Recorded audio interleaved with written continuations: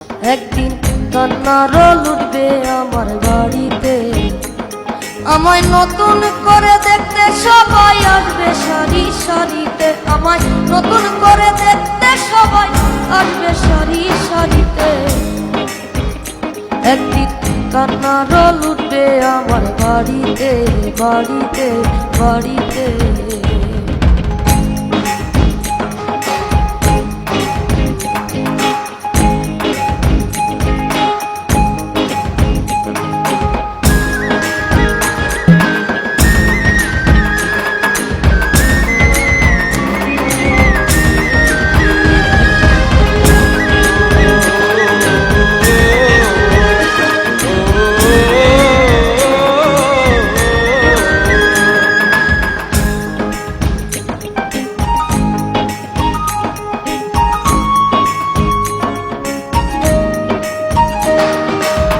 বন্ধু বান্ধব আসবে যারা, কত প্রশ্ন করবে তারা,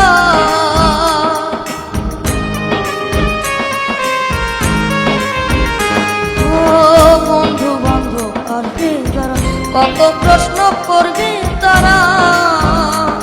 আমি থাকবো শুয়ে বালিশ ছাড়া,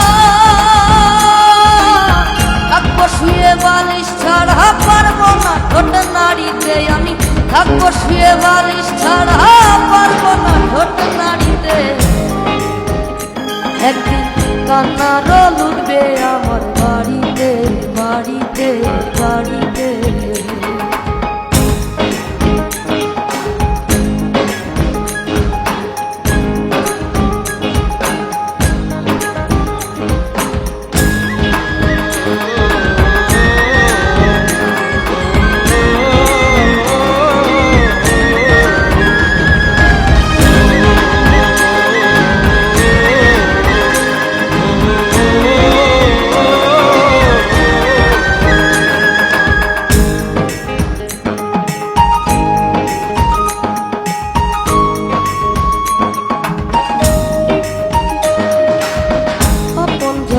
তারা এসে সাজাবে রে নতুন বেশে,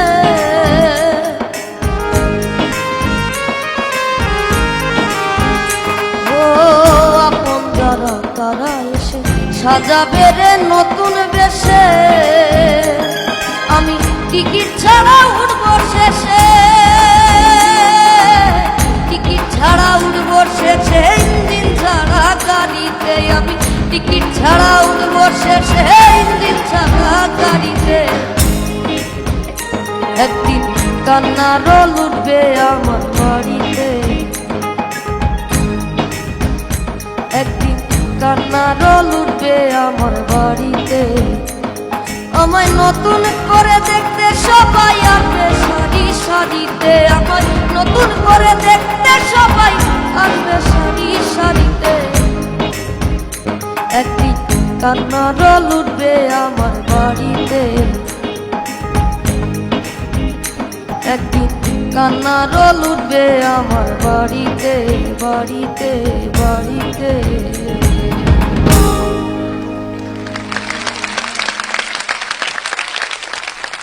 সাইফ যে গানটি গাইল, গানটির কথা লিখেছেন নকুল কুমার বিশ্বাস এবং গানটি একই সঙ্গে সুর করেছেন মানাম আহমেদ, আলী আকবর রূপু, কুমার বিশ্বজিৎ এবং ইজাজ খান স্বপন। সাইফের গ্রুমার আশিক ভাইয়ার কাছে জানতে চাই, আশিক ভাইয়া সাইফের ব্যাপারে যদি আপনি কিছু বলতেন। একটা জিনিস প্রথমেই বলে নিচ্ছি যে এই গানটা যার, আমাদের শ্রদ্ধেয় কুমার বিশ্বজিৎ স্যারের, আমাদের বাংলাদেশের একজন লিজেন্ড, সেটা আমরা বলতে পারি নিঃসন্দেহে। দাদার গান গাওয়াটা খুবই কষ্টকর একটা ব্যাপার, আমরা বুঝি, আমরা যারা গান করি তারা। দাদার সামনে দাদার গান গাওয়া একটা ভয়েরও ব্যাপার। সো সাইফ যতটুকু আমি পেরেছি ওকে তুলে দিয়েছি, এবং সাইফ আমার মতে আমার যতটুকু এক্সপেকটেশন ছিল তা পূর্ণ করতে পেরেছে। Thank you Saif. Thank you very much. Biswajit sir, আপনাকে দিয়ে শুরু করতে চাই। সাইফের গান কেমন লাগলো আপনার? প্রথমে আশিককে ধন্যবাদ, সে কষ্ট করে গানটি শিখিয়েছে এবং পূর্ণাঙ্গভাবেই শিখিয়েছে। সাইফ সর্দার, এই বয়সে কান্নার কোনো নেই দরকার।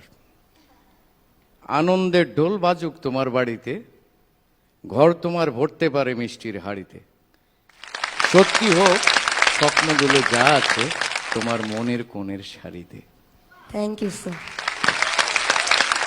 দারুণ থ্যাংক ইউ। দারুণ, এত সুন্দর কথার গান। আর কি রে বিশ্বদা, চারজন সুরের অধিকারী, আমি জানি না মানে এটা- 4 বধূ 1 স্বামী। হ্যাঁ, কি বলবো আর, চারজন মিলে সুরটা করেছে, কম কথা। এটা বোধহয় একটা ইতিহাস হতে পারে, হ্যাঁ। না? একটি গানের 4 জন আসলে সুরকার। ঘটনাটা কি ছিল? আসলে গানটা করার সময় আমরা 4 জন একসাথে ছিলাম। তো স্বাভাবিকভাবে যা হয়, স্বপন একটু বলছে, মানাম একটু বলছে, আলী আকবর, রূপু, রূপু ভাই, হ্যাঁ। তারপর আমি, সব মিলেমিশে আমার কাছে মনে হয়েছে যে হয় না যে কোনো সুর সম্পর্কে খুঁতখুঁতে থাকার 4 জন মানুষই কিন্তু এখানে। কিন্তু আমার আরো ভালো লাগলো যে 4 জনই যে সুরটাকে, 4 জনের যে সহযোগিতা, সবাই সবারটা নিয়েছে, এটা কিন্তু একটা বিশাল ব্যাপার। ব্লেন্ডিংটা এত সুন্দর। তবে একটা জিনিস কি টুটুল, আমার মা, আমি মৃত্যুর গান অনেকগুলো গান করেছি, এই গানটা গাওয়ার পরে আমাকে বলেছে আমি জীবিত থাকা অবস্থা আর কোনো এই গানটা? মৃত্যুর গান গাইস না। আসলে এটা আমি আর কখনো কোনো মৃত্যুর গান করিনি। যাই হোক, আমি চাই এই গানটি আমার মৃত্যুর পর টাইটেল সং থাকুক। না, এই সমস্ত কথা শুনতে চাই না। আপনি শতায়ু হন, এটা আমরা সবাই দোয়া করি মন প্রাণে। আর এত সুন্দর গান, এবং মনে হচ্ছে মানে সিনটা দেখতে পাওয়া যায় এই গানটাতে। আর তুমি গাইলা না, মনে হলো না একটা বাচ্চা ছেলে গাইছে, এত তুমি ভিতর দিয়ে গেয়েছো, খুব সুন্দর। All the very best.